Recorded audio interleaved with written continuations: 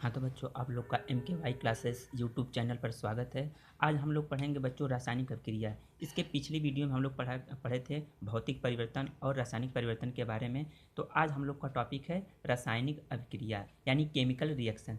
बच्चों, जब किसी अभिक्रिया में परिवर्तन होता है तो उसे हम कहते हैं कि रासायनिक अभिक्रिया हो रही है, या इसको हम कह सकते हैं कि जब दो या दो से अधिक या एक जब कोई एक या एक से अधिक पदार्थों को आपस में मिलाया जाता है या संयोग करते हैं तो जो एक अपक्रिया होती है तो उनसे एक नया उत्पाद, नया प्रोडक्ट उत्पन्न होता है। तो ये सब हमारी ये क्या कहलाती है? रासायनिक अपक्रिया। तो चलो बच्चों, इसको मैं आप लोग को समझाते चल रहा हूँ। देखिए, आप लोग नोट भी बनाते चलिएगा।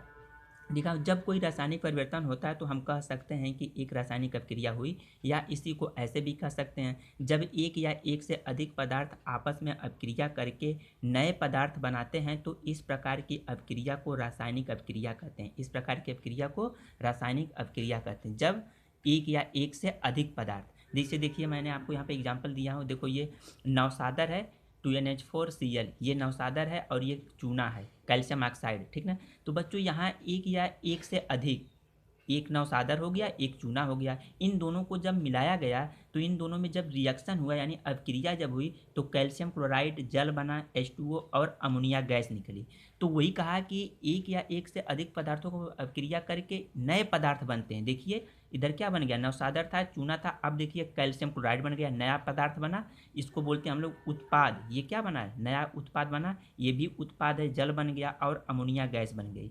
तो वही कहा गया है एक या एक से अधिक। ठीक, अभी देखिए जो ये अमोनिया है, इसको अगर हम लोग, अमोनिया एक वाइट क्रिस्टल के रूप में होता है। अगर इस पे जब इसको चूना के साथ अगर हाथ में लेकर ऐसे अगर रगड़ेंगे हाथ में लेकर, तो ये जो हाथ में रगड़ते हैं एक तीक्ष्ण गंध सी आती है, एक तीक्ष्ण गंध आती है। और वही गंध जो क्या कहलाती है? Ammonia gas. तब हमको पता भी चल जाता है कि ये अमोनिया गैस निकल रही है। कौन सी गैस निकल रही है? Ammonia gas. जैसे मान लीजिए आप, जैसे खैनी होती है जो सुरती, बच्चों ऐसा करना मत, लेकिन एग्जाम्पल समझा रहा हूँ। जैसे मान लीजिए खैनी है, उस पर आप अगर चूना, बूझा हुआ चूना लेकर जब उस पर अगर रगड़ते हैं तो एक स्मेल, वो खैनी की स्मेल आती है। जैसे खैनी की स्मेल आती है कि नहीं, उसी तरह जब अमोनिया को चूना के साथ, लेकिन वो ये बिना बुझा हुआ चूना है, आप खैनी को बुझा हुआ चूना के साथ जब रगड़ते हैं तो अंगूठे से, तो ये जो गंध आती है, यहाँ पे चूना के साथ रगड़ रहे हैं नवसादर को, तो तीक्ष्ण गंध आती है। और वही गंध हमको बताती है कौन सी गंध है? अमोनिया गैस है। तो नया परिवर्तन हो गया, नया उत्पाद आ गया, नहीं, गैस निकल गई और ये सब उसी तरह। तो बच्चों, अब देखिए इसमें क्या होता है कि इसको क्या कहते हैं? अभिक्रिया जिसमें होती है इसको क्या कहा जाता है और इसको क्या कहा जाता है? तो ये जो होते हैं ये हमारे अभिकारक कहलाते हैं। यानी जिसमें अभिक्रिया होती है ये हमारे क्या कहलाते हैं? अभिकारक कहलाते हैं। और जो नया पदार्थ बनता है उसको हम लोग उत्पाद कहते हैं, यानी प्रोडक्ट कहते हैं या क्रियाफल कहते हैं। तो चलो देखो, मैंने यहाँ पे लिखा हूँ कि अभिकारक।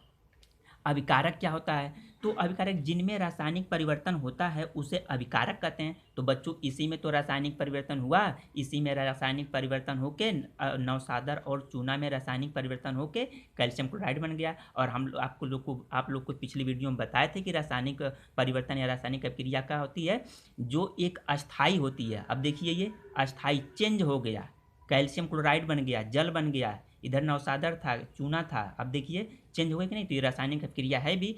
तो ये जो है इसको हम लोग अभिकारक कहते हैं। यानी अभिक्रिया में भाग लेने वाले पदार्थों को क्या कहा जाता है? अभिकारक। और इससे बनने वाले प्रोडक्ट को, यानी इससे बनने वाले पदार्थ को हम लोग प्रोडक्ट कहते हैं, यानी उत्पाद कहते हैं या क्रियाफल कहते हैं। तो इसको आप लोग लिख लीजिएगा, जिनमें रासायनिक परिवर्तन होता है उसे अभिकारक कहते हैं, या रासायनिक अभिक्रिया में भाग लेने वाले पदार्थों को अभिकारक कहते हैं, तथा इनसे बनने वाले पदार्थों को क्रियाफल या उत्पाद कहते हैं। बच्चों, अब अगली चीज़ हम लोग पढ़ेंगे आइडेंटिफिकेशन ऑफ केमिकल रिएक्शन।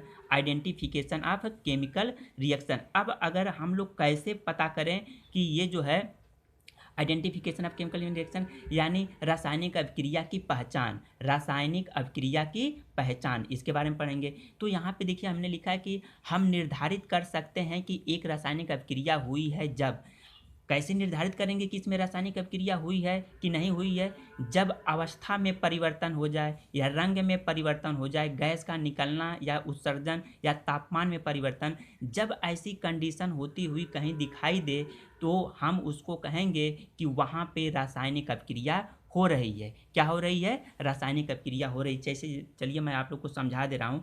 अवस्था में परिवर्तन, अवस्था में परिवर्तन जैसे मान लीजिए, अगर ये समझिए कि ये मोमबत्ती है, ये क्या है? मोमबत्ती मान लीजिए है। अब ये मान लीजिए मोमबत्ती ऐसे जो है ये जल रही है, मोमबत्ती ये जल रही है, मोमबत्ती जल रही है, तो ये जल कर एक ऐसी, ये अभी देखिए इसको देखा जाए तो ये सॉलिड अवस्था में है। किस में है? सॉलिड अवस्था में, ठोस अवस्था में। अगर इसको जला दिया जाएगा तो जलने के बाद ये कहाँ चली जाती है पता नहीं चलता है, यानी क्या बन गई? गैस बन गई। क्या बन गई? गैस। यही तो गैस बन गई। तो जलने से पहले देखिए यहाँ पे बच्चों लिक्विड में चेंज होती है, लिक्विड में चेंज होती है, फिर ये गैस में बदल जाती है। तो ये यानी ठोस से किस में परिवर्तित हो गई? गैस में। और फिर इसको वापस हम लोग नहीं ला सकते, तो वही कहा गया है कि रासायनिक अभिक्रिया में अवस्था में परिवर्तन हो जाता है।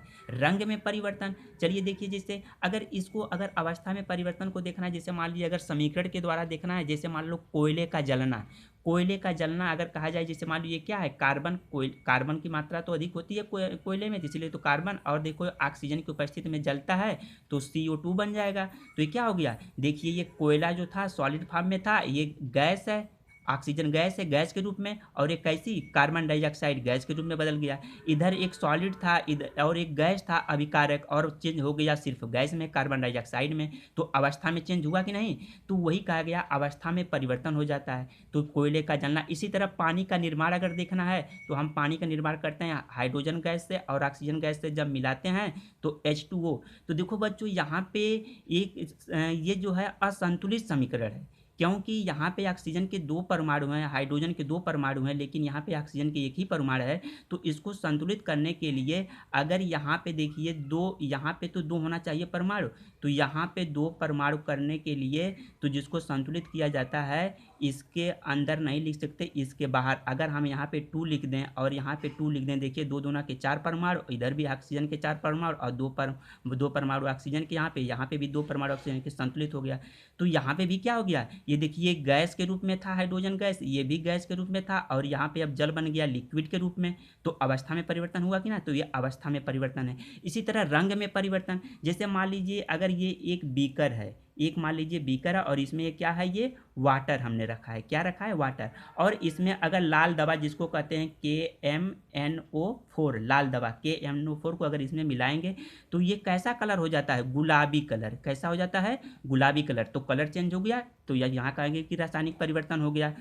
गैस का निकलना, जैसे मान लीजिए इसको भी देख लीजिए, गैस का निकलना, इसको भी हम एग्जांपल देख सकते हैं गैस के निकलने में। जैसे मान लीजिए कुआं में अगर हम अंदर जाते हैं लोग, तो कहते हैं कि गैस बनी रहती है, मीथेन लोग बाहर निकल आते हैं, तो वहाँ पे गैस का निर्माण हो रहा है, इसका मतलब कि गैस निकल रही है। तापमान में परिवर्तन, जैसे मान लीजिए बूझा चूना, अगर ये जो है कैल्शियम ऑक्साइड है, और इसको जब पानी में मिलाएंगे तो ये क्या होता है? Calcium hydra oxide. और तब ये देखो यहाँ से ऊष्मा निकलती है, जब आप बुझे हुए दीवार रंगने के लिए चूना लाते हैं तो वहाँ से हीट निकलती कि नहीं? तो यही तो है कैल्शियम हाइड्रोक्साइड, तो ऊष्मा निकलती है, तो यानी तापमान में परिवर्तन हो गया। तो ऐसे ऐसे परिवर्तन होते रहते हैं, इनको हम लोग कहते हैं क्या हो रहा है। तब ऐसे परिवर्तन जब होते देखते हैं तो कहते हैं कि यहाँ पे रासायनिक अभिक्रिया हो रही है।